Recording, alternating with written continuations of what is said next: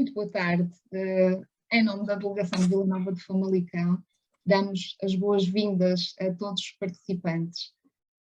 Queremos agradecer hoje, em especial, ao professor André Lamas Leite, que nos dá o privilégio de tê-lo connosco para abordar aqui o tema do crime de branqueamento de capitais.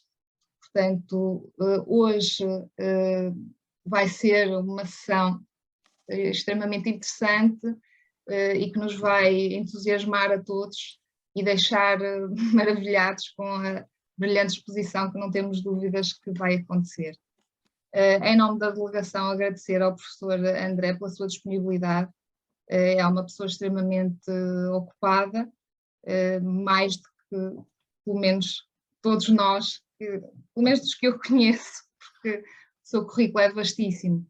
Portanto, em nome da delegação, Sr. Professor, muito obrigada. Obrigado. Vou fazer apenas uma pequena apresentação, não vou ser exaustiva, porque o seu currículo é tão vasto que poderia incorrer no lapso de não fazer a referência a muitos aspectos que fazem dele parte.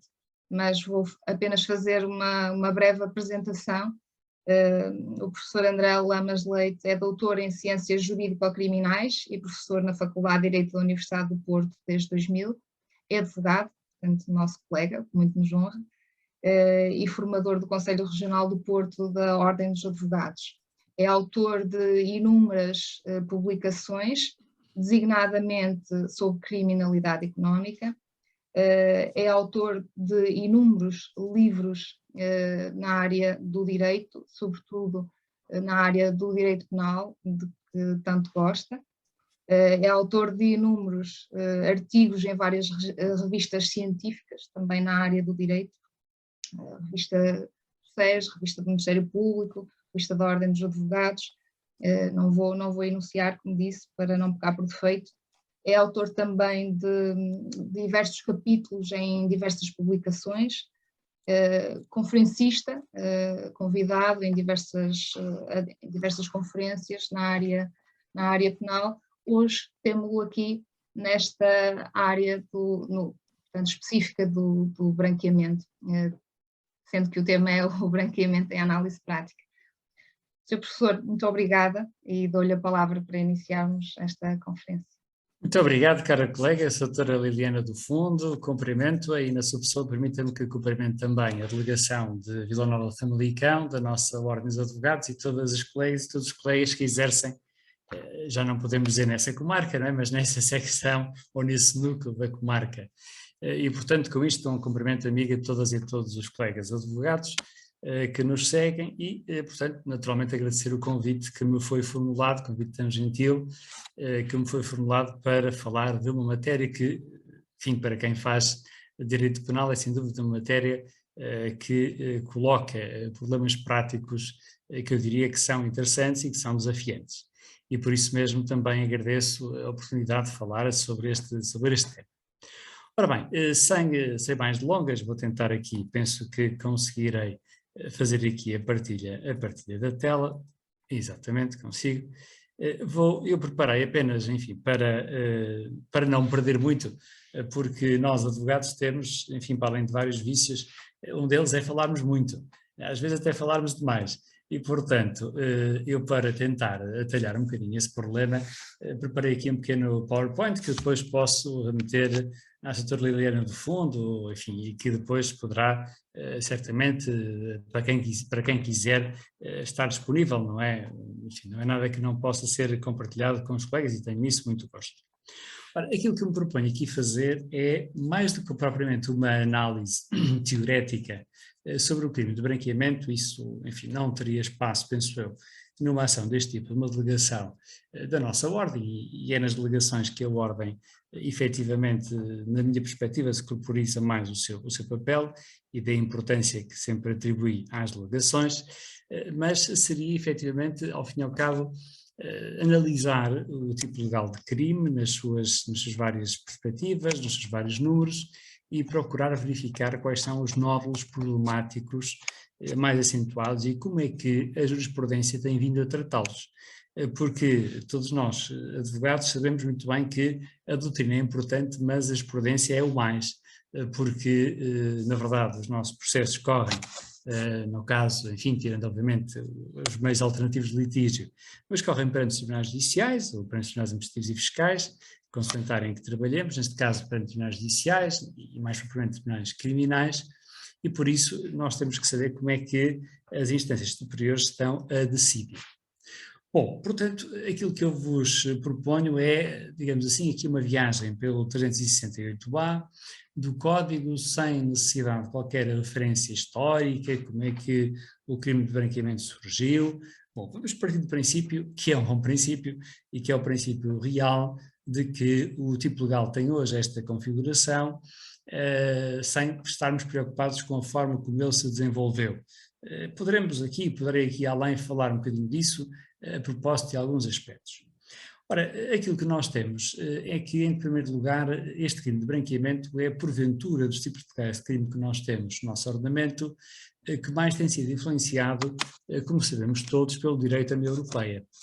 Nós temos já 4 diretivas só sobre esta matéria do branqueamento e do financiamento do terrorismo, como sabemos são 2 matérias que andam muitas vezes relacionadas, e já se fala numa 5ª diretiva que já está em preparação pela Comissão Europeia, o que nos leva a crer que, mais ou menos em breve, teremos mais uma alteração naquele que é para mim o desporto nacional mais praticado, que ao contrário do que nós possamos pensar, não é o futebol, mas é a alteração legislativa, porque tudo o que é legislador adora deixar a sua marca, e temos esse exemplo vivo agora com a Lei 94 de 2021 e com os problemas inúmeros, não só relativamente aos impedimentos que preocupam os senhores juízes e que também nos preocupam a nós, sem dúvida, mas há outros problemas também, nomeadamente em sede de recursos. E, portanto, temos aí um exemplo bem visível. Bom, dizia eu que este número 1 é também um tipo de formulação que é de importação da União Europeia, porque todos nós conhecemos as diretivas europeias e sabemos que elas começam por normas definitórias.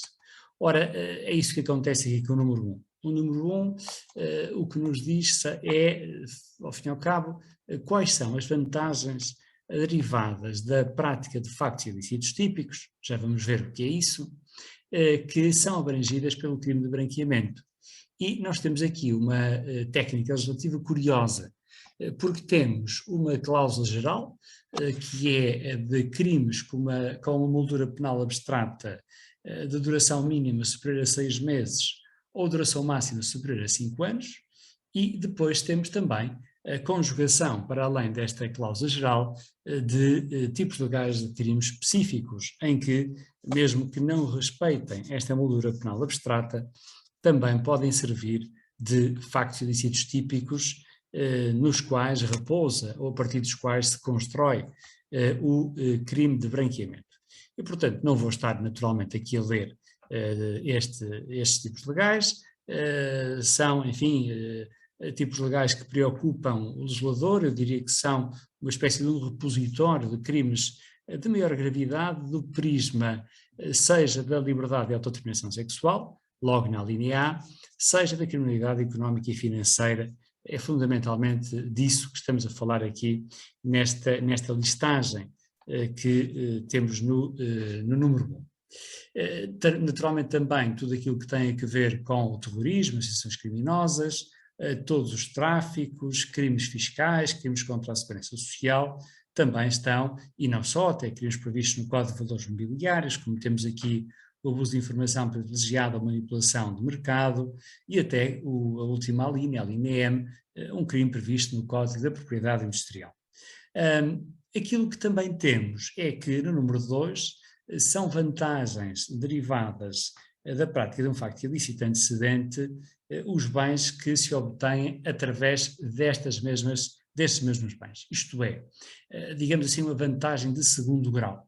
Nós temos uma primeira vantagem que deriva da prática de um facto ilícito típico anterior e, se dessas vantagens advierem outras vantagens, nomeadamente por qualquer tipo de negócio oneroso, seja ela uma compra e venda, seja ela uma dação em cumprimento, enfim, qualquer negócio jurídico, essas vantagens, digamos, de segundo grau, também são consideradas para efeitos de branqueamento. O que é que nós temos, desde logo, aqui a salientar em relação ao número 1?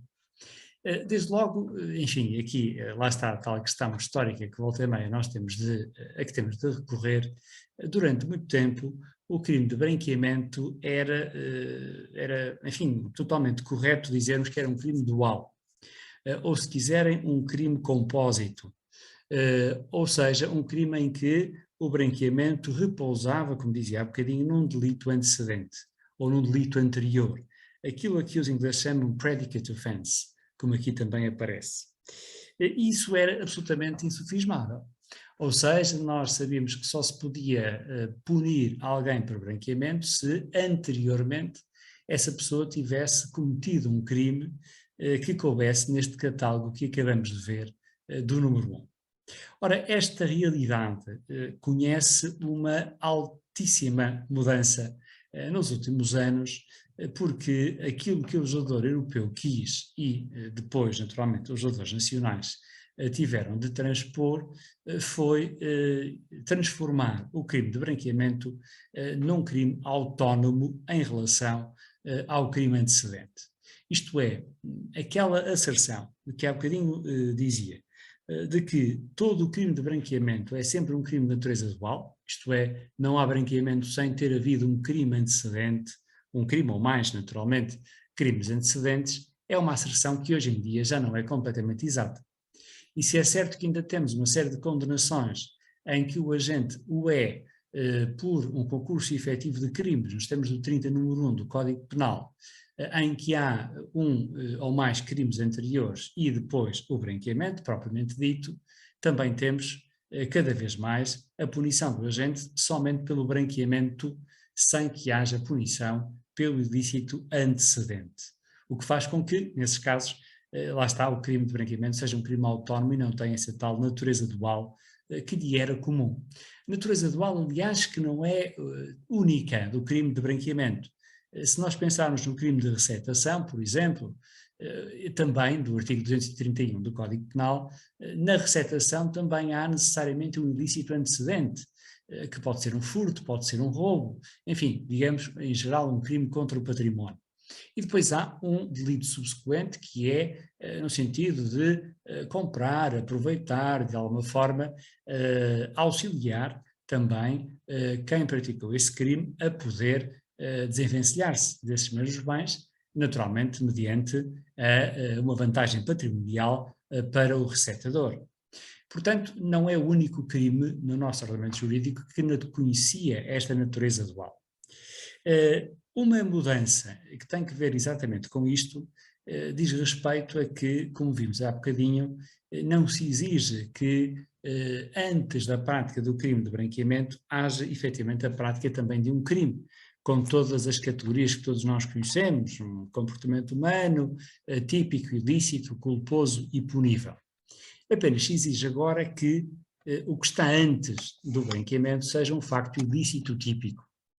E isto tem naturalmente consequências. Desde logo, se exige apenas um facto ilícito típico, não se exige o requisito da culpa, nem se exige o requisito da punibilidade. E, portanto, nós não temos de ter, enfim, habituamos a dizer sempre crime antecedente, hoje em dia temos que dizer um ilícito antecedente, porque ele não tem que ter estas duas características, isto é, não tem que ser um comportamento culposo, nem tem que ser um comportamento punível. A única coisa que se exige é que esta vantagem seja ilícita. O problema que me levanta esta formulação e que confesso, meus caros colegas, que se deve naturalmente a uma senha persecutória da União Europeia e dos Estados em relação a tudo aquilo que cheira, perdoem-me a expressão, mas é mesmo assim, a tudo aquilo que cheira a algo de ilícito, esta senha persecutória, dizia, leva a que, na minha perspectiva, o legislador tenha ido longe demais. E longe demais porque apenas exige que a vantagem que deriva da prática do ilícito antecedente seja uma vantagem ilícita. Ora, mas como é que eu sei, ou como é que nós sabemos no ordenamento jurídico que uma vantagem é ilícita? Nós só sabemos que essa vantagem é ilícita, por definição, quando há uma decisão transitada em julgado sobre essa mesma vantagem. Porque, de outra forma, eu não tenho um definitivo juízo de ilicitude. Poderei ter indícios, eventualmente indícios suficientes, que suportem a adoção de uma acusação, que suportem a adoção de um despacho de pronúncia, em que seja mais provável a condenação do que a absolvição, mas o que eu tenho é apenas isso. Só tenho elementos indiciários probatórios. Não tenho, efetivamente, o standard de prova que se exige para que algo seja considerado, neste caso, como ilícito. E, portanto, desde logo, a minha grande dúvida é como é que, nesta relação que deixa de ser uma relação, digamos assim, simbiótica, uma relação quase de gêmeos siameses, entre o ilícito antecedente e o crime de branqueamento, nós conseguimos provar a ilicitude do ilícito anterior. Aquilo que os tribunais vêm dizendo é que há uma série de indícios, vejam, novamente, de indícios dessa ilicitude. Pois, mas eu pergunto, do ponto de vista da certeza e segurança da aplicação do direito, e mais, do ponto de vista do princípio da legalidade criminal, a que todos estamos sujeitos, e a lei penal é um esteio fundamental, o princípio da legalidade criminal, e como sabemos, se ele não é respeitado, as normas podem ser materialmente inconstitucionais, mas dizia que essa ilicitude, de facto, tenho muitas dúvidas como é que ela se caracteriza, principalmente por alguns aspectos que iremos ver de seguida, e que têm que ver com o facto de que, para que haja a punição por branqueamento, nem sequer é necessário saber quem foi ou foram os autores dos ilícitos antecedentes, onde é que ele foi praticado, portanto, há aqui, e mesmo se tratar de um ilícito antecedente de natureza semipública, mesmo que não tenha sido exercido o direito de queixa no prazo de 6 meses, como nós sabemos, isso não impede a condenação do agente pelo crime de branqueamento. O que, portanto, me deixa sempre muitas dúvidas quanto a saber como é que se pode determinar esta ilicitude, e talvez este seja o aspecto mais importante daquilo que eu queria transmitir aos colegas, é a necessidade de nós, enquanto advogados, sermos vigilantes quando estamos quando, enfim, somos defensores, naturalmente, quando somos mandatários do assistente, a questão coloca-se noutros termos, mas quando somos defensores de um arguido acusado ou pronunciado pela prática de um crime, ou mesmo já condenado, e temos que elaborar o recurso por um crime de branqueamento, temos muito cuidado em saber qual foi o ilícito típico antecedente e de que forma é que o tribunal entendeu que esse ilícito o era. E, portanto, porque esse pode ser, claramente, na minha perspectiva, um dos aspectos essenciais em sede de recurso, em sede de argumentação recursória, poderá ser exatamente que não há o nexo de ligação entre o ilícito antecedente e o crime de branqueamento, exatamente porque não se sabe, efetivamente, se essa conduta é efetivamente ilícita. E por isso, como digo aqui, o objetivo é que, pelo menos, se trata de uma aparência de legalidade, como disse há pouco. Se é assim também, e claramente o é, havendo uma autonomização progressiva do crime de branqueamento, há uma discussão de que todos, enfim, nos lembramos, que é a de saber o seguinte: se eu cometi um ilícito antecedente e depois branqueio as vantagens provenientes desse ilícito, que não têm de ser apenas capitais, enfim, o tipo legal de crime tem a designação de branqueamento e bem, embora depois, noutras normas, o legislador não seja congruente e não utilize apenas a designação de branqueamento, utiliza a designação de branqueamento de capitais. Ora, não é que a designação esteja errada de branqueamento de capitais, simplesmente ela é incompleta. Incompleta porquê? Porque as vantagens da prática de um crime, ou melhor, as vantagens da prática de um ilícito típico, não têm necessariamente que ser capitais. Elas podem ser de outra natureza. A vantagem da prática de um ilícito pode ser, por exemplo, uma propriedade, pode ser uma coisa móvel, que não seja dinheiro, que não sejam capitais. Podem ser ações, podem ser obrigações, por exemplo. Por isso, quando nós falamos em branqueamento de capitais, estamos a falar apenas de uma realidade. Sem dúvida que o branqueamento de capitais é aquele que ocupa a maior parte das situações práticas e, portanto, quase que por antonomasia se designa o crime dessa forma. Embora, repito, a formulação mais correta é apenas a formulação de branqueamento por ser aquela que é mais ampla.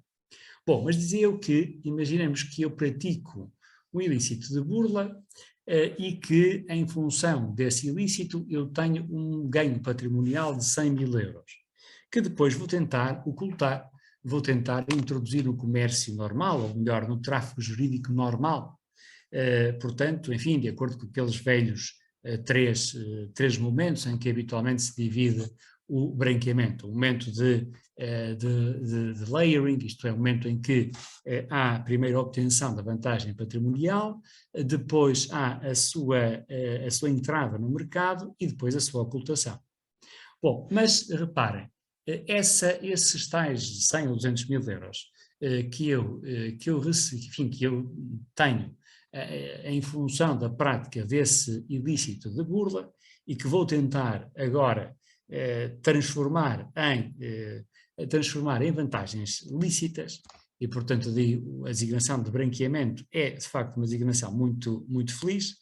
Aliás, por exemplo, no Brasil utiliza-se mesmo lavagem de capitais, nos países anglo-saxónicos, como sabemos, money laundering, portanto é mesmo lavagem, e isso surge também historicamente com as próprias lavanderias, que eram utilizadas para poderem branquear o dinheiro da máfia norte-americana, principalmente em Nova Iorque. Portanto, é esse o surgimento da designação. Mas eu que, se eu depois procurar então, seja através de doações, seja através de compras e vendas, seja através até de simples depósito em contas bancárias, que iremos ver também se configura ou não a prática de um crime de branqueamento, se eu tentar fazer, isto é, se tentar dar uma origem lícita àquilo que na verdade tem uma origem ilícita, levanta-se o problema chamado autobranqueamento, isto é o próprio agente do ilícito anterior que pratica o ilícito subsequente, isto é, o ilícito de branqueamento. E aí já muita tinta correu relativamente a esta matéria. Já tivemos opiniões para todos os gostos. Já tivemos autores, principalmente é um problema doutrinal, não é tanto um problema jurisprudencial.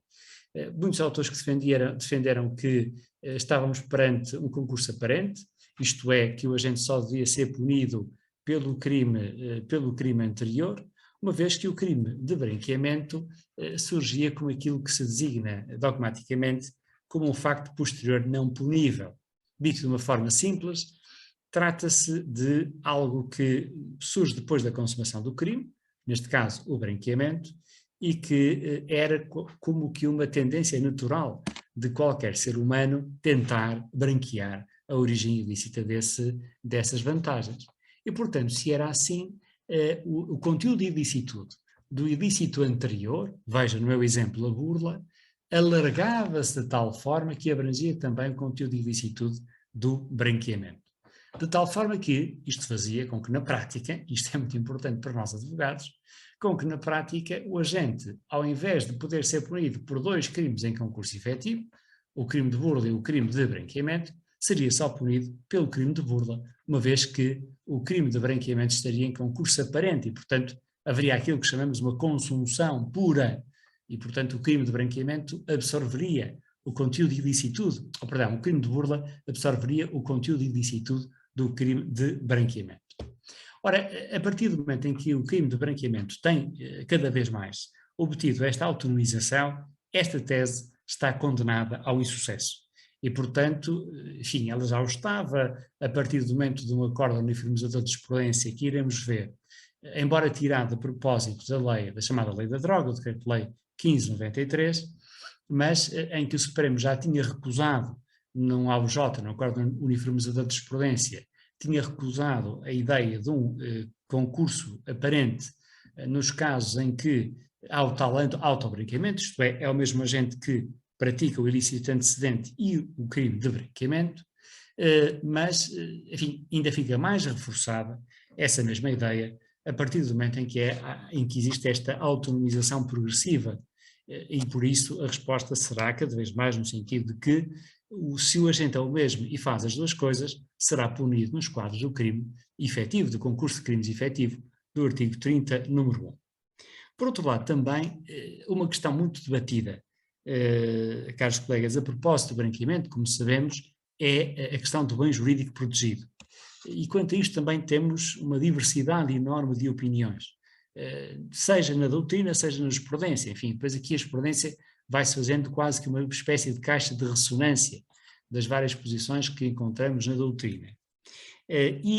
Aquela que, com estas alterações, cada vez me parece ganhar mais força, é a de que o que estamos aqui, que o Estado visa aqui, através do crime de branqueamento, é uma privação das vantagens que alguém retira da prática de um ilícito. E, portanto, é, na verdade, uma ideia de confisco dessas mesmas vantagens. Ou, se quiserem dizer de uma outra forma, é passar a mensagem à comunidade que o crime não compensa. E, portanto, temos aqui também uma forte perspectiva até de prevenção geral. Mais do que outra das grandes perspectivas clássicas a propósito do branqueamento, quer dizermos, até pela sua inserção sistemática, que se trata de um crime contra a administração da justiça, a boa administração da justiça, naturalmente.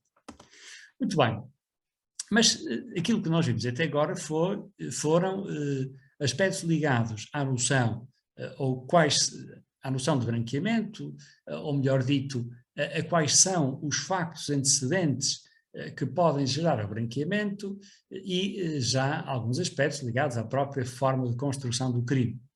Mas só a partir deste número 3, vejam, nestes números 3, 4 e 5, é que nós temos aquilo que designamos como as formas de realização típica do tipo objetivo. Isto é, as formas através das quais alguém pode praticar este crime. E aí nós temos uma divisão nestes 3 números. O primeiro, em que as penas são exatamente as mesmas, estamos a falar de uma pena de prisão até 12 anos, se é até 12, o mínimo é de 1 mês, como sabemos, nos termos do artigo 41, número 1. Estamos a falar de um tipo legal de crime que é muito gravemente punido, numa economia de penas em que o máximo dos máximos é de 25 anos de prisão, como todos sabemos. 12 anos de prisão para um crime de branqueamento, um crime económico ou financeiro, é, na verdade, uma punição muito severa. E é uma punição muito severa e que tem, se virmos, caros colegas, entre 1 mês e 12 anos, temos uma amplíssima margem de aplicação, ou o julgador tem uma amplíssima margem de aplicação.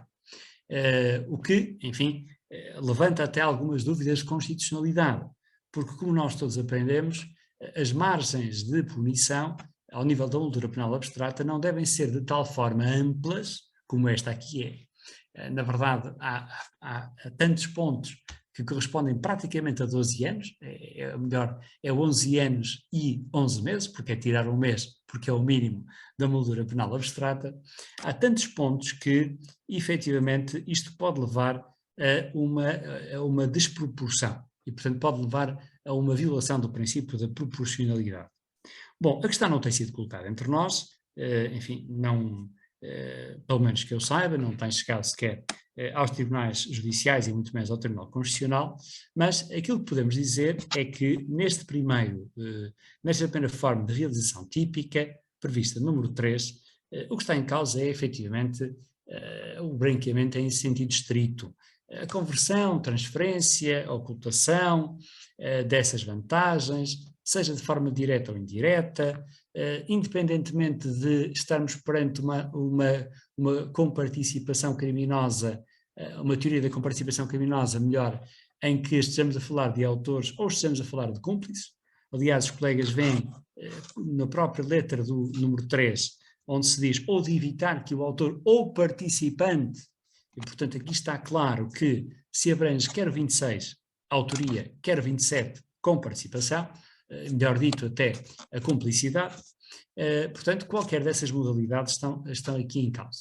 O que é essencial é que se trata de um crime que se conforma não apenas com aquilo que nós chamamos o dolo do tipo, isto é, o elemento intelectual e o elemento volitivo, o conhecimento e vontade de realização do tipo objetivo, mas é necessário também que o agente atue e se faça prova disso em julgamento, atue com um elemento subjetivo especial. Aquilo que na jurisprudência aparece erradamente, enfim, muitas vezes designado como dolo específico, e que na doutrina se designa como um elemento subjetivo especial. Ou seja, algo que vai para além do tipo objetivo e que nos faz falar tecnicamente num crime de resultado parcial ou cortado. Enfim, depois podemos ir aí se for necessário.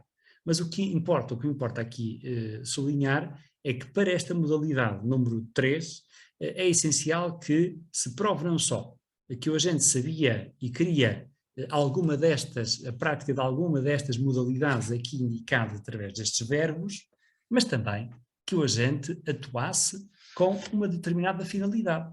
E, portanto, isto é aquilo que se designa como um delito de intenção. E a finalidade é dissimular a origem ilícita dessas vantagens. E depois há ainda aqui uma segunda modalidade neste número 3. E essa segunda modalidade configura o facto de se evitar, ou se procurar evitar, que alguém seja criminalmente perseguido ou submetido a uma pena. E, portanto, reparem, no número 3 nós, na verdade, temos duas modalidades típicas. Temos aquela em que é o próprio agente que, direto ou indiretamente, participa na dissimulação da origem ilícita, ou temos depois a de alguém que procura evitar que quem foi autor ou cúmplice da prática deste crime de branqueamento seja perseguido criminalmente ou seja sancionado.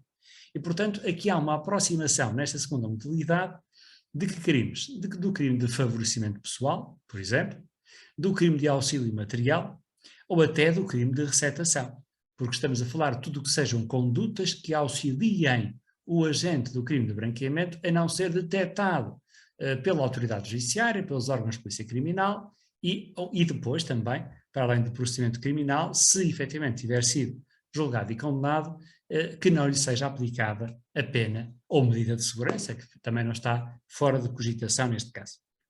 Bom, no número 4, estamos a falar não, naturalmente apenas de uma ocultação ou dissimulação da natureza, da origem, da localização.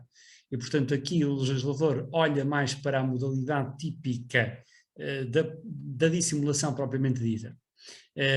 Principalmente não ocultar-se a localização das vantagens obtidas ilicitamente, dificultar-se o tracing, não é? O tracking dos movimentos financeiros que vão sendo realizados e, finalmente, no número 5, nós temos também que mesmo quem não seja autor do ilícito anterior, de onde provém as vantagens, tenha, cá está, alguma atividade que é natural, que é uma receptação. Portanto, o número 5 do 368A é um crime de receptação específico, porque o que está aqui em causa é alguém que adquire, detém, utiliza, sabendo muito bem da origem ilícita dessas vantagens, sabendo que elas existem e, portanto, tentando obter também essa pessoa, uma vantagem sobre as vantagens. É, portanto, tentando obter um benefício patrimonial em relação a essas mesmas vantagens. E por isso, o que nós temos aqui no número 5 do 368A, nada mais é, na verdade, do que um crime de receptação específico, no sentido em que está direcionado para este crime de branqueamento. Bom, o que eu fui dizendo está aqui também já, e portanto passamos de imediato para o número 6, e que nos vai ajudar, penso eu, ou espero eu, a perceber melhor aquela perspectiva que abordava no início, quanto a sabermos que este crime não é, na verdade, um crime já sempre de natureza dual. Pode ser um ilícito meramente autónomo. Porque nós temos este número 6, qualquer das modalidades, porque reparem, A remissão é para os números 3 a 5, onde estão os três grandes tipos de modalidades típicas do branqueamento, mas a punição faz-se mesmo que haja aquilo que podemos designar como requisitos negativos de punibilidade, mesmo que não se verifiquem determinados aspectos que se deveriam, em regra, verificar para a punição de um crime. Isto é, desde que não se saiba onde é que o crime foi praticado, ou melhor, não se sabe os ilícitos típicos, não é? Onde é que eles foram praticados, e portanto o que faz com que, por exemplo, e é uma questão que tem sido debatida na nossa jurisprudência algumas vezes, o facto de os ilícitos anteriores não terem sido praticados em Portugal haver apenas a passagem por Portugal, principalmente por contas bancárias, enfim, offshore temos apenas uma, não é? Embora um offshore fraquinha, no sentido em que não tem todas as características offshore, que é na Zona Franca da Madeira, como sabemos, mas, apesar de tudo, tem acontecido que o simples facto de passarem fluxos financeiros por território nacional é suficiente para que a lei penal portuguesa se considere aplicável a estes problemas. E, portanto, isso tem sido claramente dito pelos nossos tribunais, até a propósito de um problema processual, que é o seguinte: muitas vezes há quem invoque, defensores, colegas nossos, que invocam a incompetência internacional dos tribunais portugueses. E, portanto, uma situação como estas, em que o ilícito antecedente foi praticado, por exemplo, no Reino Unido, apenas há uma transferência, uma passagem por Portugal, por contas bancárias sediadas em Portugal, de fluxos financeiros, ou há uma compra de carteira de ações no mercado bolsista português, e mais nada, depois tudo mais relativamente a este crime se passa noutros países, e há a tentação de se procurar acabar com o inquérito, suscitando o problema da competência internacional dos tribunais portugueses. E aquilo que muitos colegas fazem é suscitar essa questão junto do JIC. E, portanto, não junto do Ministério Público, apesar de ser o titular do inquérito, mas junto do JIC, infelizmente tem havido JICs que se têm pronunciado nesse sentido, seja no sentido de dizer que os tribunais portugueses têm competência internacional para julgar esse processo, ou que não têm, o que tem sido a maior parte das decisões dos juízes de instrução criminal. E depois, em sede de recurso, para a relação, aquilo que a relação vem dizer, e com toda a razão, é que, desde logo, não cabe ao JIC esta intervenção no inquérito. Nós todos sabemos que os atos jurisdicionais em sede de inquérito só existem os que estão previstos nos artigos 268 e 269. E em lado algum desses dois artigos se encontra o controle por parte do JIC de um pressuposto processual que é da competência do tribunal. E neste caso a competência internacional do tribunal. Por isso, se quiser, enquanto defensores, se quisermos pôr em causa a competência dos tribunais portugueses, temos de aguardar até o encerramento do inquérito para depois, havendo, por exemplo, um despacho de acusação, para podermos suscitar a questão, seja requerendo a abertura da instrução, seja, se assim não o quisermos, colocar a questão a propósito, ou logo na nossa contestação, como questão prévia ao abrigo. Hoje era o antigo 315, hoje 311A e 311B, na sequência da Lei 94/2021, que também já sabemos que será alterada dentro em breve. Mas dizia eu que não interessa onde os factos antecedentes foram praticados, assim como também não interessa a identidade dos seus autores. Portanto, vejam, eu só tenho que ter vantagens que sejam ilícitas. Não sei quem é que praticou aqueles factos que deram origem àquelas vantagens. E, portanto, não sabendo quem foram os seus autores, naturalmente que vou ter, enquanto coloquemos no lugar de uma autoridade judiciária ou de um órgão de polícia criminal, vou ter muito mais dificuldade em saber que aquela vantagem tem uma natureza ilícita. Desde logo porque não sei quem são os seus autores. E desde logo porque não se exige em lado nenhum, a partir deste momento, não se exige que tenha havido uma decisão tenha havido sequer um procedimento criminal em relação a essa vantagem. Ela tem que ser considerada ilícita. Pois, e é o problema que eu levantava há pouco, mas como é que se considera essa vantagem ilícita? porque há uma suspeita, e é isto apenas que os tribunais se ficam, porque há uma suspeita de que, por exemplo, falando de capitais, aqueles capitais não se percebe onde é que eles vêm, não têm uma origem documentada, e portanto se não têm uma origem documentada são ilícitos. É este o juízo que os tribunais vão fazendo. Um juízo, enfim, um bocadinho, enfim, contraria princípios do direito penal, e um juízo, muitas vezes, diga-se, muito básico, não é? Bom, portanto, não é necessário isto e também não é necessário que e também não é necessário que os crimes tenham sido praticados fora do território nacional. Ou melhor, se os crimes forem praticados fora do território nacional, mesmo assim a lei penal quer aplicar-se, como dizia há pouco. A não ser, e portanto não se quererá aplicar a lei penal portuguesa, se tratarem os factos ilícitos anteriores de factos que, de acordo com a lei do lugar onde forem praticados, se soubermos onde é, porque podemos não saber, se de acordo com esse lugar, por exemplo, imaginem que estamos a falar das Bahamas. As Bahamas, enfim, têm um sistema financeiro também muito, enfim, atrativo para os investidores e para os criminosos também. Mas, por exemplo, nas Bahamas, esse facto que foi praticado, imaginem que é um facto contendo com a arrecadação de receita pelo Estado, e, portanto, estamos a falar de impostos e taxas, por exemplo, esse facto não é considerado ilícito pelo ordenamento das Bahamas. É um facto lícito. Ora, a circunstância dele lá ser lícito faz com que nós não possamos aqui punir o agente por crime de branqueamento. Porquê? Porque falta o requisito da dupla incriminação. Tem que ser considerado como ilícito no lugar da sua prática, chamada lex loci, e tem que ser também ilícito no lugar onde se vai operar a punição. E, portanto, este é um limite em que os tribunais portugueses não vão poder intervir, e desde que também não seja aplicável a nossa lei portuguesa nos termos do artigo 5º.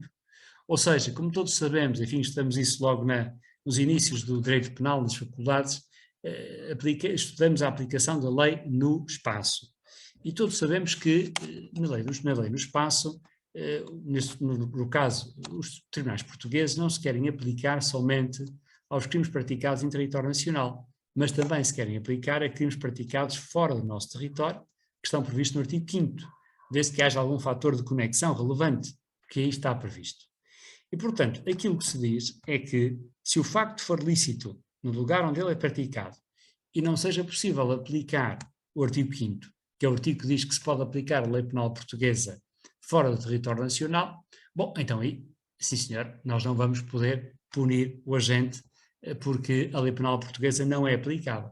Mas se nada disto se verificar, mesmo tendo sido fora do território nacional, a lei portuguesa continua a aplicar-se de igual forma. Bom, o número 7 diz aquilo que eu também há bocadinho já tinha referido, que se o ilícito anterior disser respeito enfim, a algo que exigisse uma queixa, pelo menos, não é?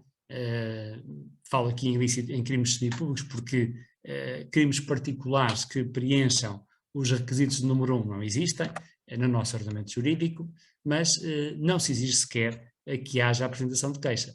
Este artigo já teve a redação exatamente contrária. Isto é dizer-se, bom, se o que está na base é um ilícito de natureza semipública, tem que se exigir a apresentação de queixa. Se ela não foi exercida tempestivamente, então não pode haver a punição por branqueamento.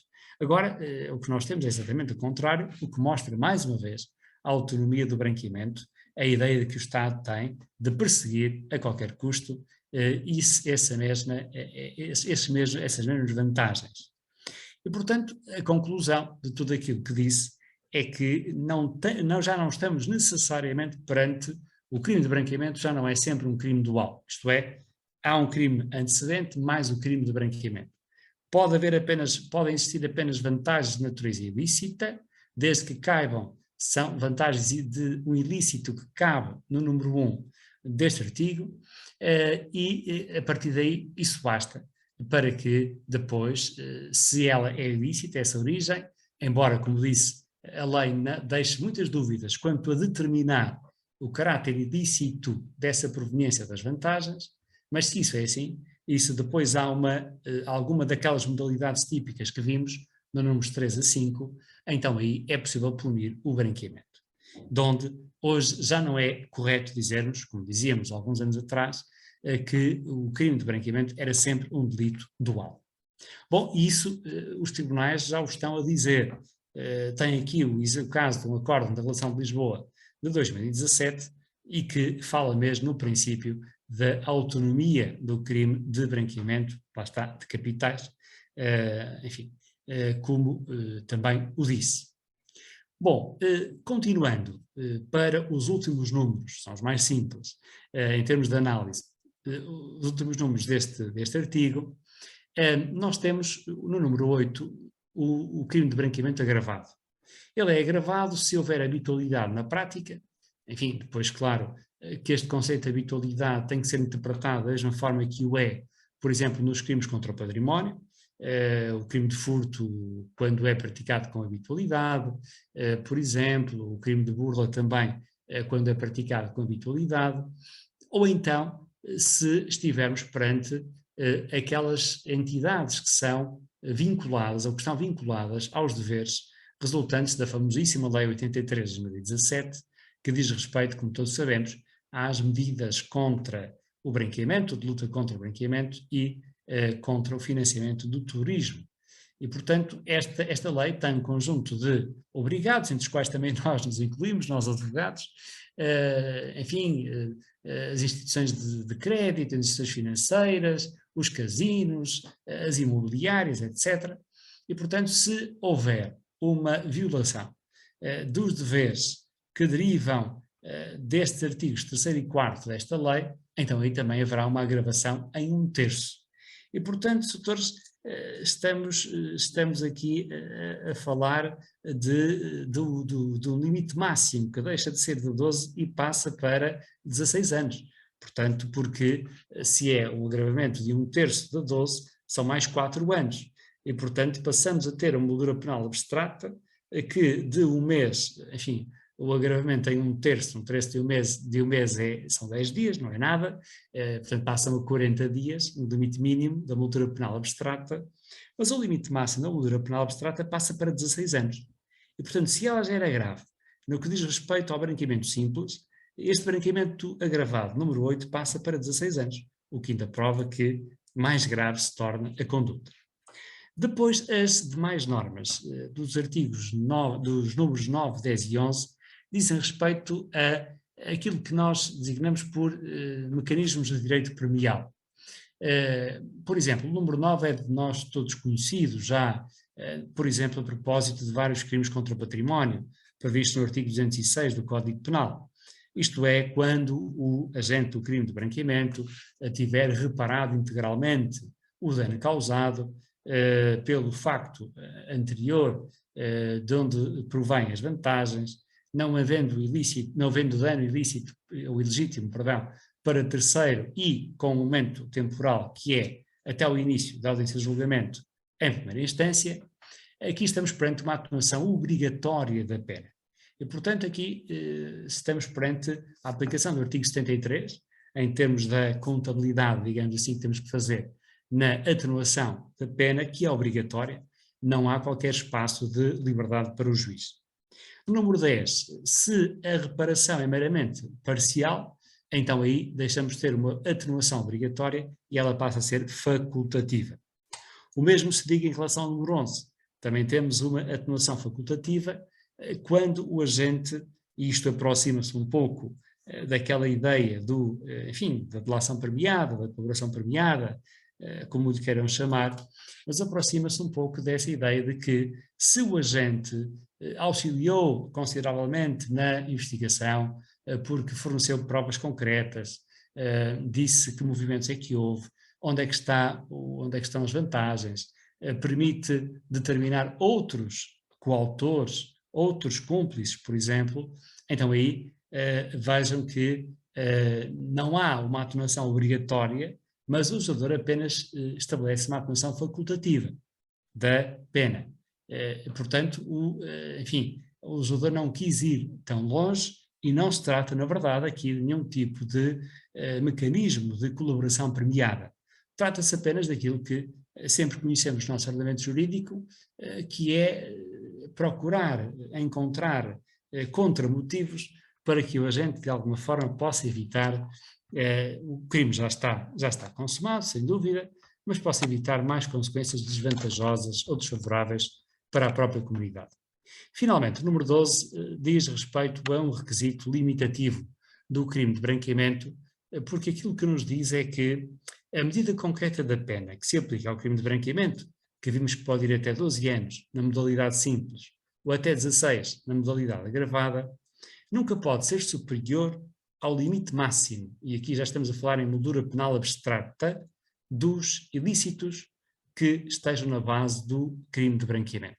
Isto é, se, por exemplo, na base do crime de branqueamento estiverem verdadeiramente crimes, porque nada impede que sejam também crimes, e aí temos a tal natureza dual ainda, mas alguém praticou um crime de burla qualificada e praticou um crime de fraude fiscal qualificada, e é em função das vantagens obtidas por estes dois crimes que depois vai tentar branqueá-los, a medida concreta da pena do branqueamento, aquela que o juiz efetivamente chega, não pode nunca ser superior ao limite máximo destes dois crimes, da burla qualificada ou da fraude fiscal qualificada.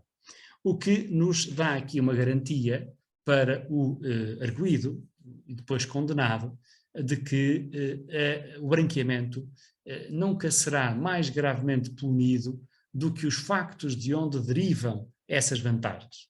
E, portanto, o que é marcadamente uma ideia de proporcionalidade, mais uma vez, em relação à punição, e que é, na verdade, saudável. Faz todo sentido que assim seja. Bom, o que eu disse também está aqui, não vou amassar mais os colegas.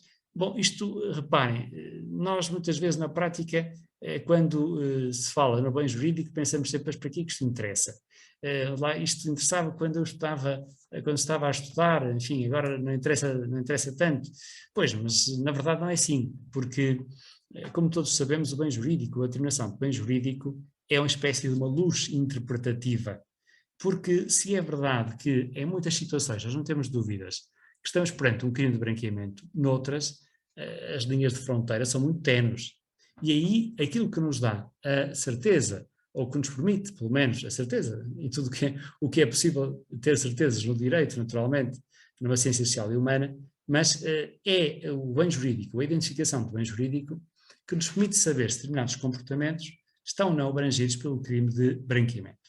E aí é importante, pelo menos, conhecermos as várias posições que existem para, no caso concreto, podermos defender aquela que mais interessa aos interesses do nosso constituinte, como é evidente.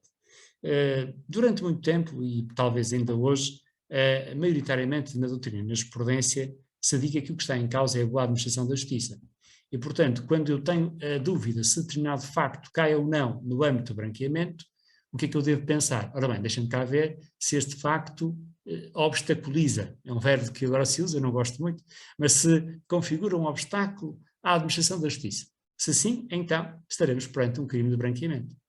E esse é ainda, digamos assim, e como disse, o bem jurídico parece mais seguido. Mas há muitos outros.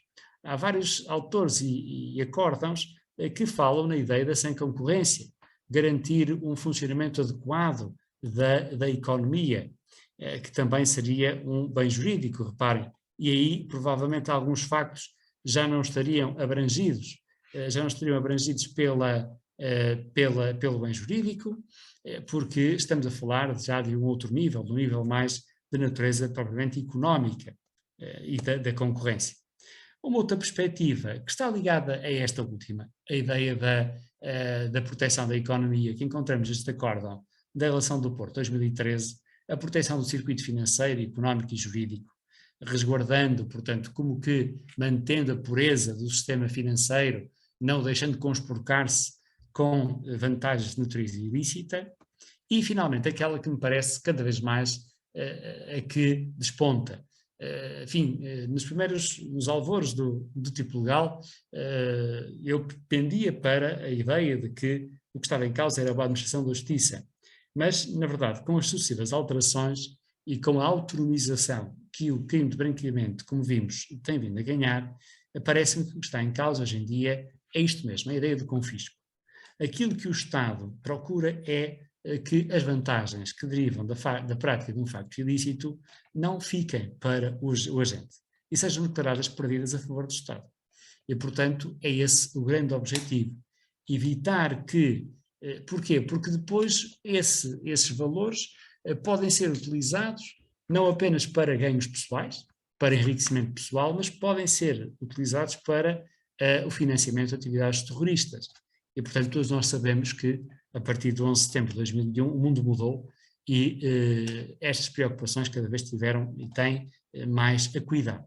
Portanto, temos aqui dois exemplos, de dois acórdãos de Lisboa e do Porto, em que é esta ideia do confisco, da pretensão do confisco das vantagens do crime que está em causa. E, portanto, todos nós sabemos cada vez mais que o Instituto da Perda Alargada, por exemplo, que estamos todos já tão habituados, enfim, que muitas vezes o Ministério Público não sabe fazer, também, diga-se de passagem, enfim, aqui mais uma perspectiva dessa mesma realidade. Bom, eu diria que, enfim, o tipo subjetivo também já vimos, não se exige só em alguns deles, quando se diz com o fim de estamos perante um elemento subjetivo especial. Como também disse, no autobranqueamento, enfim, hoje em dia, esta jurisprudência firmada pelo Acórdão Uniformizador 13 de 2007, embora a propósito, como disse, do branqueamento na sequência de tráfico de estupefacientes, que nos termos deste Acórdão Uniformizador se considerava como um concurso efetivo, cada vez mais esta ideia fica clara a partir do momento em que, como dissemos há pouco, o crime de branqueamento vai ganhando uma sucessiva autonomização. E há, de facto, também muitos outros acórdãos. Olha, vejam esta relação de Guimarães, que nos é aqui mais próxima também, entre crimes de falsificação de documentos, peculato e branqueamento, existe um concurso, enfim, a jurisprudência ainda lhe chama real. Concurso real, na verdade, é uma terminologia que vem da Alemanha e que não é totalmente correta entre nós, porque nós não temos o problema que têm os alemães de concurso ideal e de concurso real. Portanto, a forma mais correta de nos referirmos é concurso efetivo. O concurso real, enfim, foi ficando, mas diz respeito a uma realidade que nós não temos necessidade. Mas também, reparem, como nós sabemos, tribunais, em regra, sejam os de primeira instância, sejam os tribunais superiores, para eles há sempre um concurso efetivo quando os bens jurídicos forem diferentes. É isso que marca a diferença entre um concurso aparente e um concurso efetivo.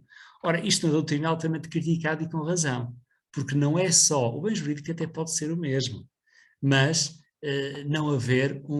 pode ser o mesmo e haver um concurso efetivo. Ou podem ser vários bens jurídicos e haver um concurso aparente, porque o que interessa é o sentido específico de ilicitude. Bom, mas enfim, podemos deixar isso mais para a frente. O que é certo é que os tribunais encontraram um critério operatório de fácil aplicação, que é este. Se os bens jurídicos são diferentes, concurso efetivo de crimes. Se o bem jurídico é o mesmo, então aí podemos equacionar um concurso aparente. Há também posições que me parecem melhores, porque são mais casuísticas, no sentido de dizer, bom, temos de verificar caso a caso, porque pode acontecer que, por exemplo, aqui, o agente praticou inicialmente um crime de burla, e o crime de burla leva em si já incluído aquilo que habitualmente está pensado para o branqueamento. Então, se é assim, o agente só deverá ser punido pelo crime de burla e não em concurso de burla mais branqueamento. Temos este acórdão da relação de Guimarães, que é muito curioso, e é recente, é do ano passado, não tem sequer um ano, e que nos aponta para uma posição, eu diria, mais cautelosa e mais casuística. Doutores, uma questão, enfim, muito prática. Depositar apenas, imagina que eu tenho uma vantagem patrimonial que deriva do ilícito antecedente, e eu deposito apenas o dinheiro, não faço mais nada. Deposito o dinheiro na minha conta bancária em Portugal, uma conta aberta, licitamente. Isto é suficiente para integrar o conceito de branqueamento? A grande maioria da jurisprudência diz que sim. E, portanto, porque isso já é um ato de dissimulação, já é um ato de ocultação. como se exigisse que o agente que tem uma vantagem andasse aí a apregoar publicamente que tem uma vantagem ilícita. Eu, pessoalmente, não concordo com esta posição, enfim, mas nós temos de a conhecer e temos de saber como é que a jurisprudência está a decidir, porque entendo que, quando a lei fala em dissimular, ocultar, está com isto, e mesmo que o bem jurídico seja a ideia do confisco, o confisco exige sempre também que o agente pratique atos que levantem alguma dificuldade, pelo menos, não digo dificuldade da monta, mas alguma dificuldade a que sejam detectadas essas vantagens ilícitas.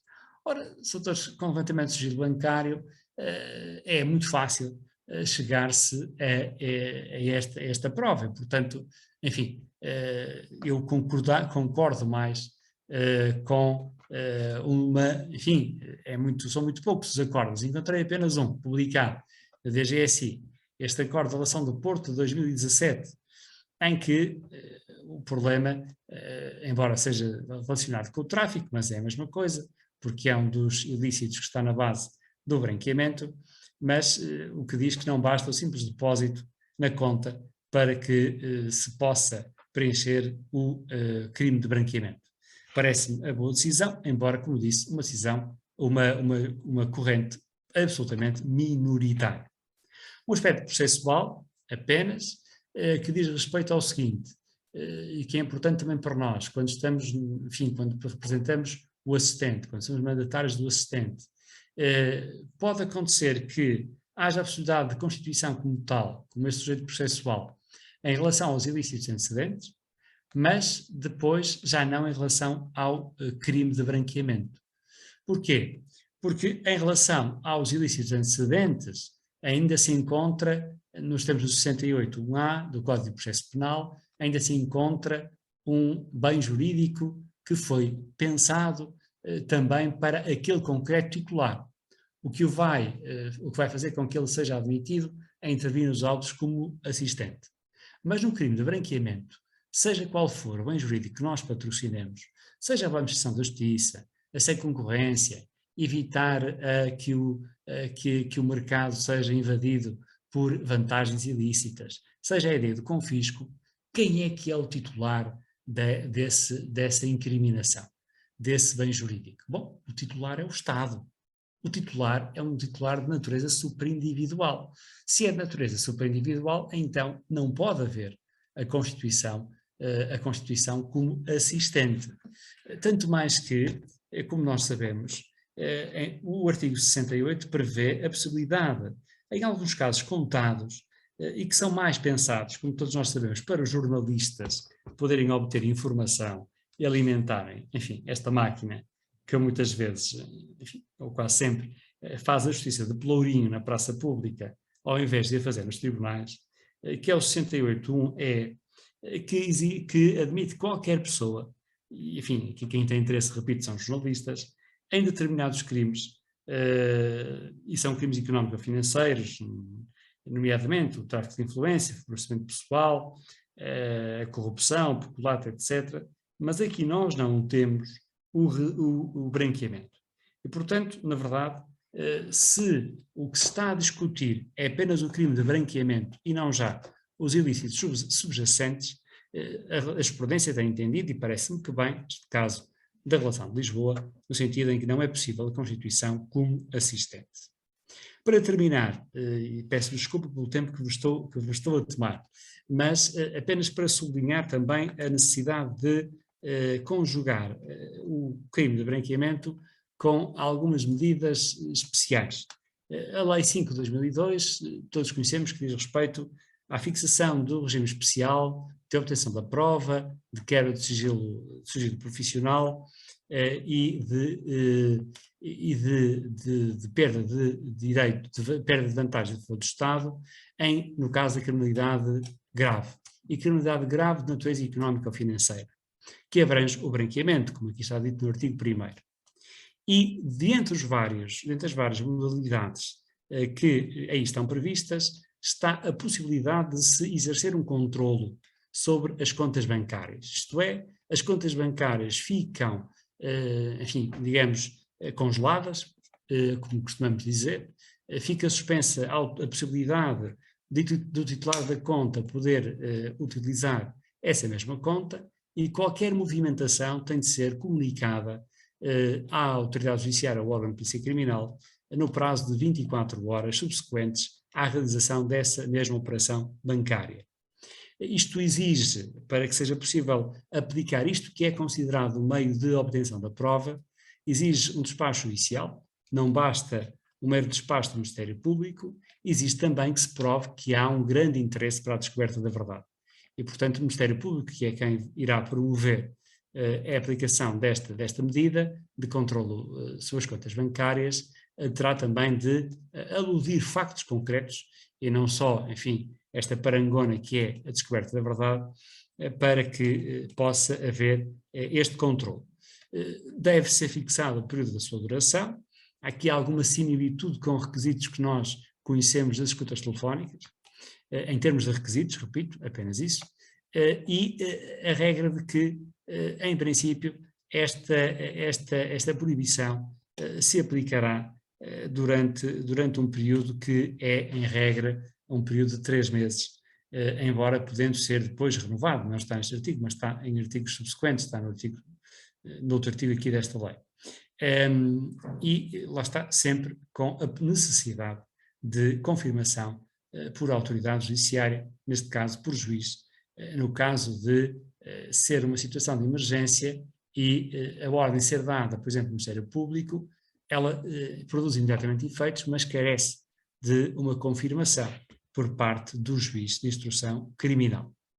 Bom, é isto que encontramos também na jurisprudência sobre esta matéria, na caracterização de um meio de recolha de prova, a necessidade do despacho ter factos concretos, e este aspecto muito importante, que é, não se exige que existam fortes indícios da prática de um crime daqueles que estão previstos nesta lei. Basta uma fundada suspeita. Basta uma fundada suspeita de que aquela conta bancária está a ser utilizada como entreposto para transações que possam ser ilícitas. Portanto, basta essa suspeita fundada e não os fortes indícios, como sabemos, são coisas bem diferentes, para que para que se possa lançar mão deste mesmo meio. Bom, este acórdão dirá o mesmo, cá está depois, finalmente, a ligação do branqueamento com a lei que diz respeito ao combate ao mesmo e ao financiamento do terrorismo, de que nós já falamos, e que também prevê a suspensão temporária da possibilidade de se ter acesso às contas bancárias, se poder movimentar as contas bancárias quando houver violação de alguns dos deveres que derivam desta mesma lei, com congelamento de fundos, valores ou bens. Bom, é isto que eu tinha para vos dizer. Agradeço-vos muita atenção, peço desculpa pelo tempo que vos tomei, que ultrapassou a hora, mais ou menos 1h11, se não me falha aqui o tempo, e naturalmente que agora estou totalmente ao dispor para qualquer questão que queiram colocar. Muito obrigado. Professor, muito obrigada a nós, portanto, a Delegação de Famalicão e todos os colegas participantes agradecem ao Soutor esta brilhante exposição. Eu gostava de ser sua aluna. Muito obrigado.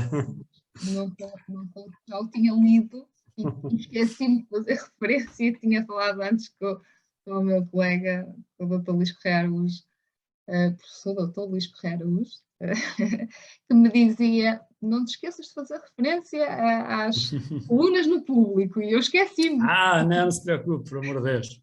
Há tanta outra coisa que me dizia, professor, que o seu currículo é tão vasto que pecaria sempre por defeito, como é óbvio.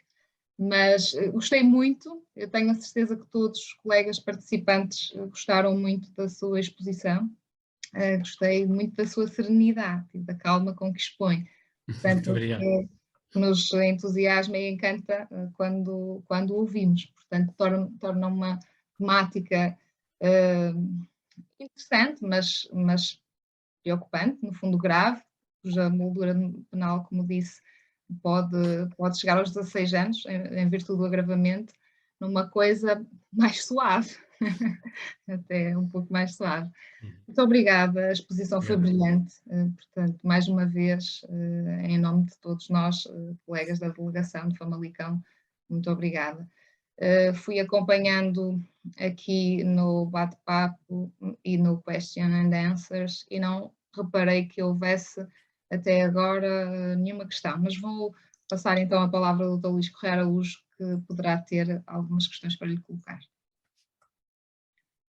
Boa tarde, e novamente também ao Dr. Lamas Leite. De facto não há ainda questões. Eu por acaso já tenho aqui uma ou duas, acho que é duas sobre mais ou menos o mesmo tema. Enquanto coloco, os colegas estejam à vontade para também deixarem as suas perguntas.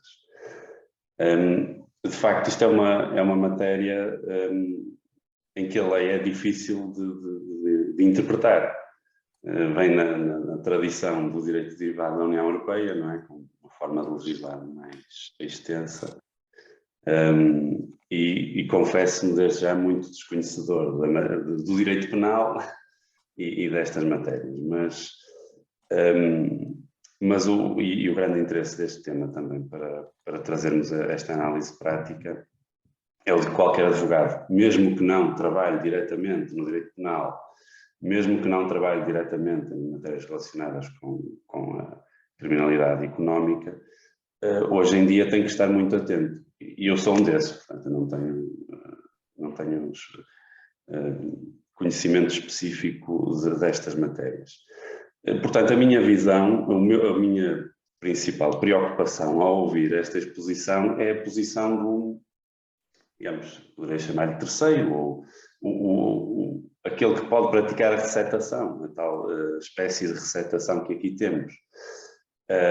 E nós, quer na nossa vida, quer na nossa relação com o cliente, podemos ter um cliente que esteja a branquear capitais, ou na nossa relação com um cliente que possivelmente está a contratar com uma pessoa que está a branquear capitais, não é? Porque nós também desempenhamos esse papel. Imagine-se que temos um cliente que vai vender um imóvel.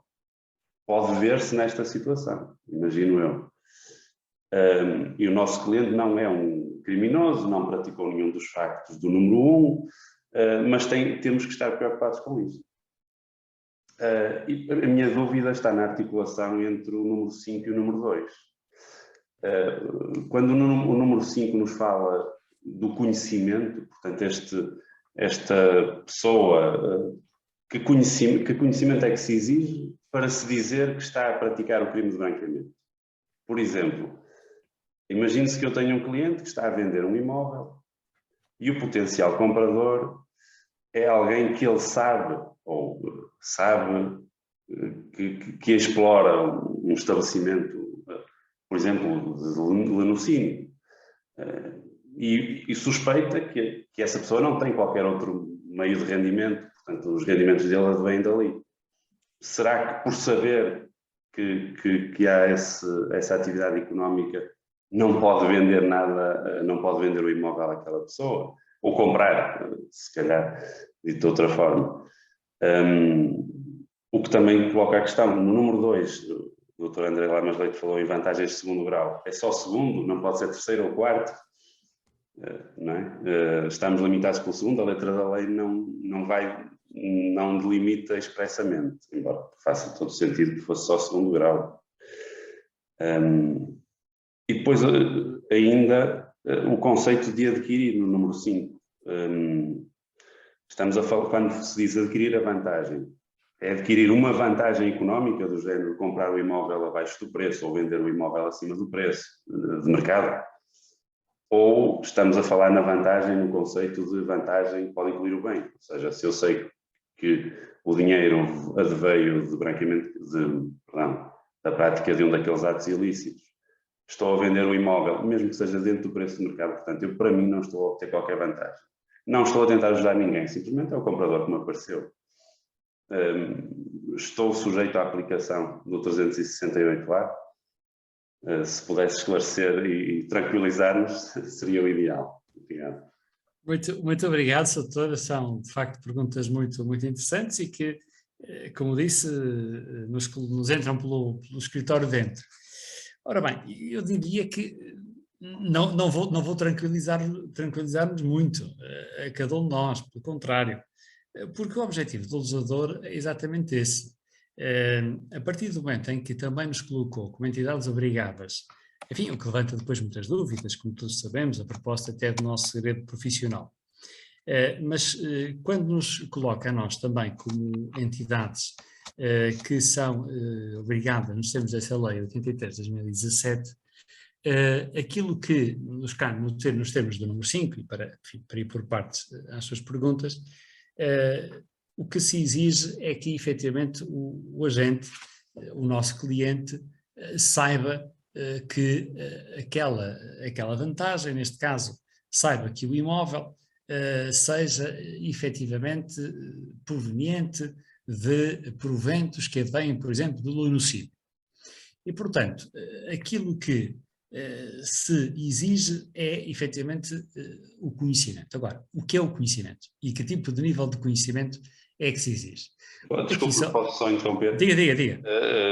Porque, por exemplo, o crime da receptação, no número 2, fala em suspeitar razoavelmente, daí a minha, desculpe interromper, mas se é um conhecimento ou se pode ser uma suspeita. Exato, isso até nos ajuda no sentido de que se exige mais do que a mera suspeita. Porque a partir do momento em que nós, na receptação, até como disse o doutor, e era também um dos pontos que eu ia abordar, a partir do momento em que na receptação se exige para a consumação do crime que baste a mera suspeita fundada de que aquele bem tem uma origem ilícita, o agente pratica já o crime da receptação, aqui nós não temos essa previsão normativa. O que faz com que se exija um conhecimento superior. Isto é, se exige um conhecimento que nós habitualmente, que se exige em todo o elemento intelectual do dolo. Portanto, o conhecimento da realidade fáctica sobre o qual o agente atua.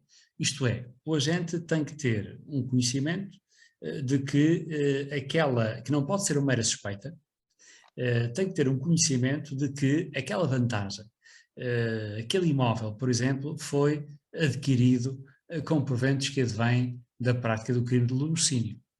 Ora, isto, claro que nos dá, do ponto de vista, se nós formos defensores, dá-nos aqui alguma amplitude para a defesa, porque ao exigir-se o efetivo conhecimento e não a mera suspeita, estamos mais tranquilos, porque podemos efetivamente, enfim, sempre dizer, bom, eu sei que ele tem uma casa de meninas, perdoem-me a palavra, todos conhecemos, eu sei disso, tem a casa de meninas, tem essas coisas todas, mas eu não sei de onde é que lhe veio este dinheiro, sei lá se este imóvel veio por herança, e nem tenho eu que estar a verificar qual é a origem desse bem.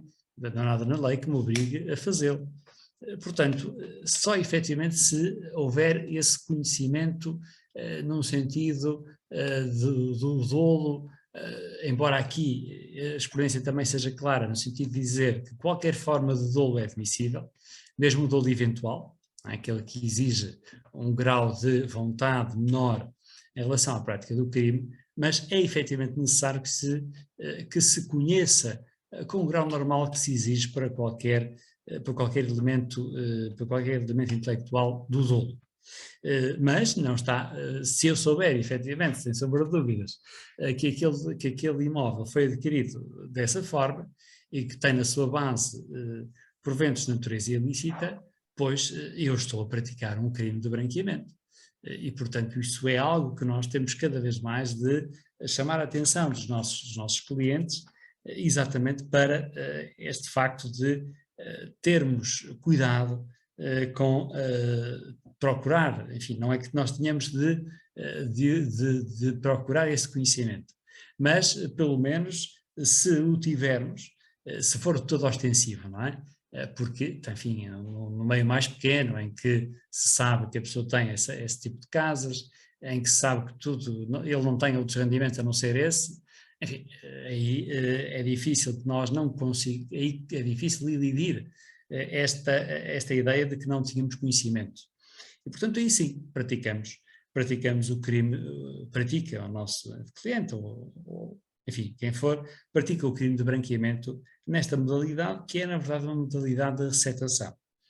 E quando o Sr. também pergunta a aquisição, de onde provém as adquirir, bom, aqui é aquisição de qualquer forma, portanto não há nenhuma restrição quanto à modalidade aquisitiva, porque não há, enfim, qualquer distinção da lei e, portanto, a aquisição tem que ser entendida por qualquer forma que implique um negócio de natureza onerosa. Nem sequer se, enfim, aqui estarão afastadas os atos jurídicos de natureza gratuita, por exemplo, as doações, etc. Mas tudo que seja natureza onerosa está abrangido pela aquisição para efeitos do número 5. Em relação à questão que o doutor colocou, também com a conjugação deste número 5 com o número 2, é verdade que nada há na lei que impeça que haja uma vantagem inicial que é ilícita, que depois dessa vantagem se adquiram bens e que depois desses bens se adquiram outros bens. E, portanto, que haja aqui uma espécie daquela teoria que nós conhecemos a propósito das escutas telefónicas, da teoria dos frutos da árvore envenenada, não é? E, portanto, desde a raiz se há o veneno, o tronco também está envenenado, os ramos estão envenenados, os frutos estão envenenados.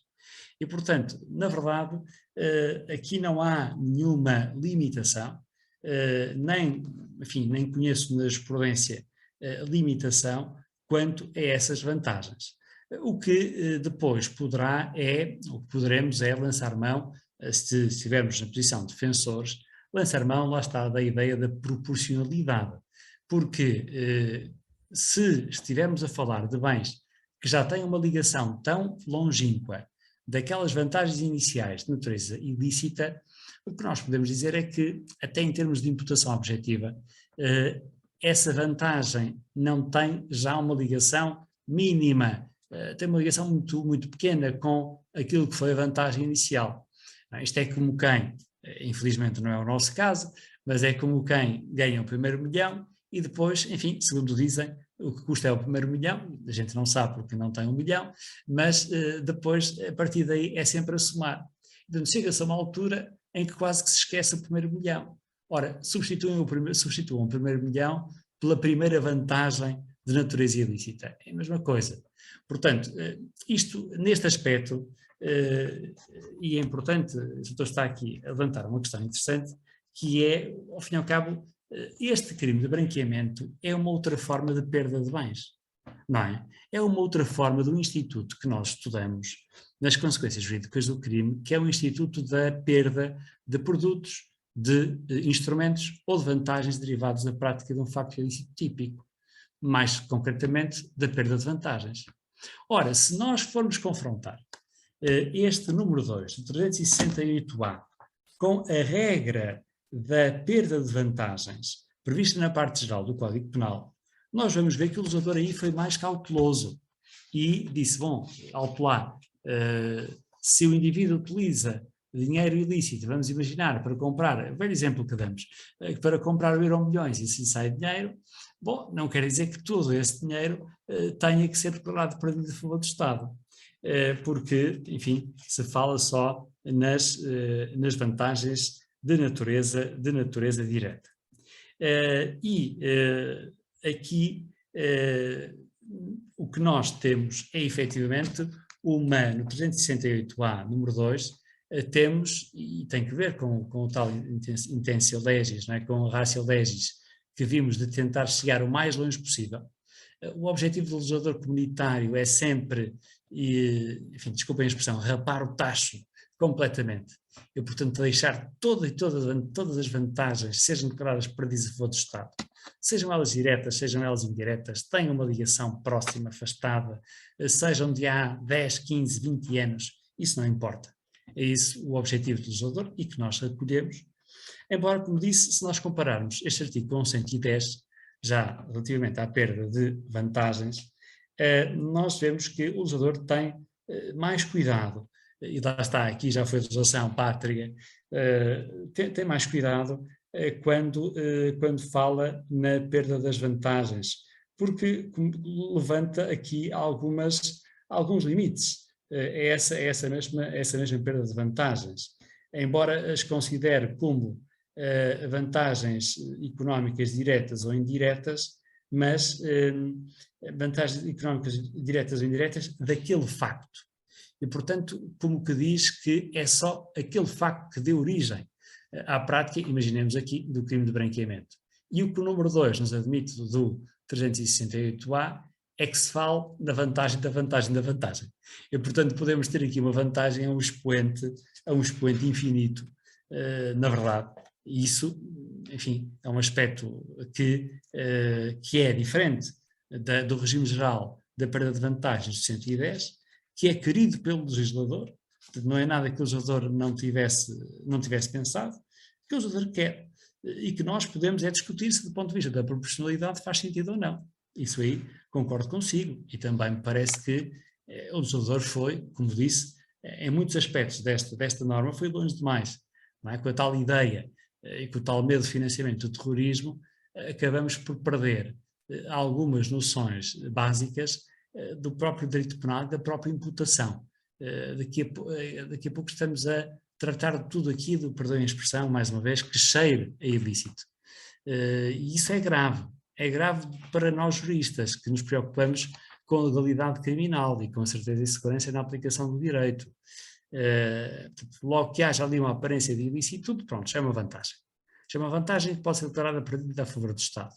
E se alguém que pega nessa vantagem e se a dissimula, pratica o crime de branqueamento. E, portanto, enfim, são estas as considerações que eu seria em relação às perguntas que o doutor fez favor de colocar. Muito obrigado. E esclareceu, não tranquilizando em absoluto, porque de facto, embora defenda, tem que haver um conhecimento efetivo.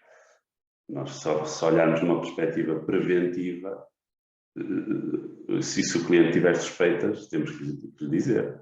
Se tem uma suspeita, é melhor evitar o problema. Sem dúvida, sem dúvida. Sem dúvida.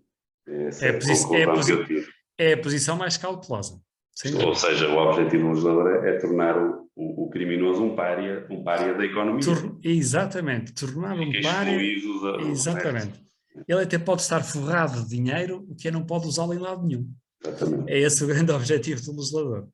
Bom, eu não vejo mais perguntas, não sei se a doutora Liliana quer colocar ou se o próprio doutor André Lamas Leite pretende desenvolver algum tema, ou se estamos por encerrar. Deixo a doutora Liliana a opção. No seguimento desta intranquilidade, partilho com o doutor Luís Correia Araújo,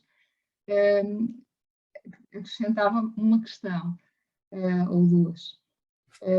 Não imagino, professor, que os nossos clientes, de facto, estão a dissimular ou a ocultar capitais oriundos de uma proveniência ilícita e que se servem de nós para realizar algum negócio, mas nós não conhecemos essa proveniência, mas ajudamos, quer dizer, prestamos o nosso serviço ao cliente ao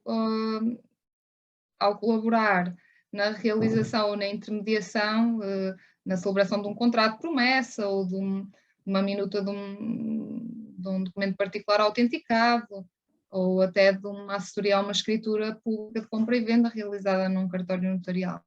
Não sendo nós conhecedores de que forma é que nós advogados, profissionais liberais, podemos estar aqui numa posição delicada, ou não, uma vez que não somos conhecedores de nada, sendo conhecedores, seremos obrigados a comunicar e a dar a conhecer que temos conhecimento dessa prática, em violação do nosso dever de sigilo profissional? Pois, doutora, duas questões interessantíssimas e que, em relação à primeira, há uma resposta absolutamente clara. Não há responsabilidade nenhuma da nossa parte. Só haverá responsabilidade se, e todos nós sabemos que há colegas que estão na corda bamba, não é? que vivem no fio da navalha todos os dias. E, na verdade, os seus escritórios, mais do que escritórios de advocacia, são interpostos de branqueamento de capitais. E em relação a esses, sinceramente, perdoem os colegas, não tenho pena nenhuma. Em relação a esses, bom, quem anda à chuva molha-se e quem se sujeita a esse tipo de riscos depois deverá arcar com as consequências. Quanto a isso, aliás, até penso que é uma limpeza que se faz em relação à nossa classe, que tantas vezes é maltratada, como nós sabemos, enfim. Por isso, a partir do momento em que nós não temos conhecimento, e nós também não temos, e não poderá sequer a autoridade judiciária vir-nos dizer, bom, mas o doutor teria de ter procurado o conhecimento. Não, isso não nos é exigível. Moera seria violar desde logo todas as normas que se referem à nossa profissão, desde a Constituição, antes disso aos tratados internacionais, à LOSJ, ao nosso estatuto, porque nós trabalhamos com aquilo que é uma matéria-prima que os clientes nos trazem. E nós não temos de maneira nenhuma, seja no penal, seja no civil, seja no comercial, no trabalho, enfim, qualquer área de direito, nós não temos que estar a questionar a natureza dos factos que nos são trazidos. Enfim, senão nenhum de nós aceitava provavelmente nenhum processo penal, porque, enfim, quando os clientes nos contam a verdade, o que muitas vezes não acontece, não é? Sabemos todos que muitas vezes o cliente é o nosso pior inimigo, mas por muito estranha que nos pareça a história do cliente, passa a ser a nossa história, a partir do momento em que nós os informemos de que devem, enfim, que é aconselhável que nos contem toda a verdade, porque assim os poderemos ajudar de melhor forma e que estamos cobertos pelo círculo profissional e que naturalmente não vamos fazer nenhum juízo moral, não é isso. É uma das coisas ótimas que eu adoro na nossa profissão, é que nós não temos que fazer juízos morais de nada, nem éticos. As coisas aparecem-nos e por mais que elas até pessoalmente nos toquem, e nós somos seres humanos, valha-me Deus, não somos pessoas feitas de carne e osso, as coisas podem nos tocar. Agora, nós não podemos nunca deixar de transparecer para o cliente. Por muito, desculpem a expressão, por muito enojados que fiquemos com algo que nos é dito, nós temos sempre que procurar manter uma postura, não é, corporal e externa que não demonstre isso ao cliente.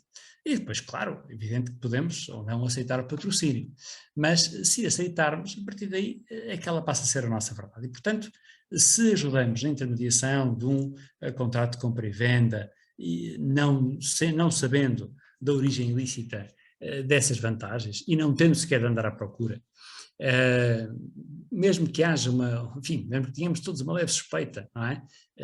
Porque se nos aparece um indivíduo, sei lá, um árabe no sentido da Arábia Saudita, um saudita, melhor dito, que nos aparece, enfim, cheio de dinheiro nos bolsos, tem dinheiro em vivo, bom, eu não tenho, esse facto não me obriga a imediatamente eu ter que fazer aquilo que esta lei 83 de 2017, terrível, nos diz que nós temos que fazer, porque eu não tenho conhecimento, nem tenho que andar a averiguar a proveniência desse mesmo dinheiro.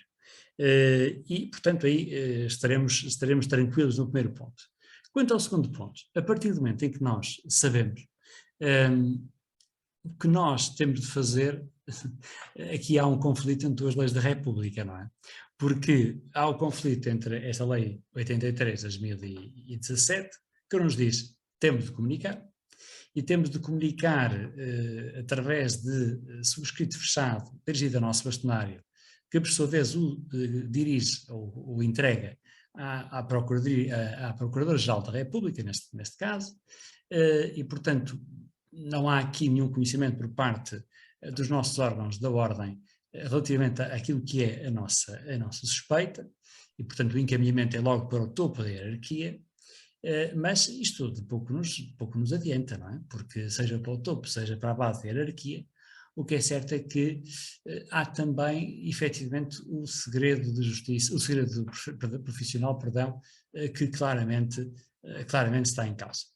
Ora, claro que quanto a isso já tenho visto duas posições defendidas por colegas nossos que estudam a deontologia profissional.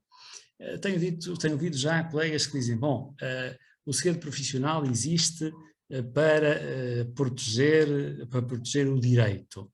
Não existe para proteger factos que tenham uma natureza ilícita e até mesmo criminosa. E, portanto, a partir do momento em que há esse conhecimento, nós temos de o comunicar e, portanto, isso não levanta grandes problemas do ponto de vista da conjugação com o seu profissional.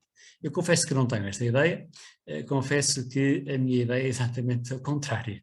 Eu acho que há, efetivamente, aqui um conflito que não está resolvido, e em que é impossível a tal concordância prática. Não é? Nós todos aprendemos que quando há esse conflito, temos de procurar a concordância prática mantendo o núcleo essencial dos dois direitos. E neste caso, eu não vejo como é que eu consigo manter o núcleo essencial do sigilo profissional sem fazer uma coisa que eu acho que eu faria e que farei, que faço, se eventualmente isso acontecer, que é não comunicar. Não comunicar. Prefiro dever obediência ao Estatuto de Ordens dos Advogados, que é uma lei da República, e que é a pedra de toque, como nós aprendemos todas as nossas formações, não é? É a pedra de toque da nossa deontologia do que estar a comunicar. Agora, o que eu não farei, porque a partir daí já estou por conta em risco, é eu participar, enquanto advogado, em atos jurídicos que configurem verdadeiramente uma cumplicidade em atos de branqueamento. Isso é outra coisa. Isso é outra coisa. Bem, a partir daí, eu passei para o lado do criminoso. Aí eu já sou um criminoso. E, portanto, tem que ser tratado como tal. Seja advogado ou advogada, não interessa. Tem que ser tratado como criminoso. Mas se eu apenas sei, e a partir do momento em que sei, digo, meu caro amigo, não estou disponível mais para poder patrociná-lo. O senhor procure outros advogados, advogadas, não faltam aí pelo país, e certamente que, infelizmente, digo eu, haverá sempre quem aceita o patrocínio. Isso é o que me parece, enfim, que é mais correto, tendo em conta os interesses em causa, porque não há uma resposta unívoca e certa à pergunta que a doutora coloca. E aqui eu diria que a tal concordância prática é impossível de nós obtermos. E, portanto, eu faria prevalecer o segredo profissional quanto ao conhecimento da origem ilícita e depois abstendo de qualquer prática futura de atos em que eu estivesse, na verdade, a contribuir para ainda aprofundar mais essa ilicitude da conduta do cliente. Muito bem, doutor, obrigada, estou esclarecidíssima. Concordo consigo quanto à não comunicação, a divisão entre o sigilo e a revelação, ou seja, a obrigação de comunicação também pendo, humildemente, é a minha humilde opinião, mas pendo para entender que não devemos violar o nosso estatuto, se o nosso estatuto nos impõe e recomenda o respeito pelo sigilo profissional, uma outra lei conflitua com uma lei de igual relevo, não é? É isto, penso que não há mais questões. Doutor Luís, penso que também não tem qualquer outra questão para colocar. Não há mais questões. Professor, agora sim. Muito Professor, bem. distinto colega, muito obrigada. Muito obrigado, eu.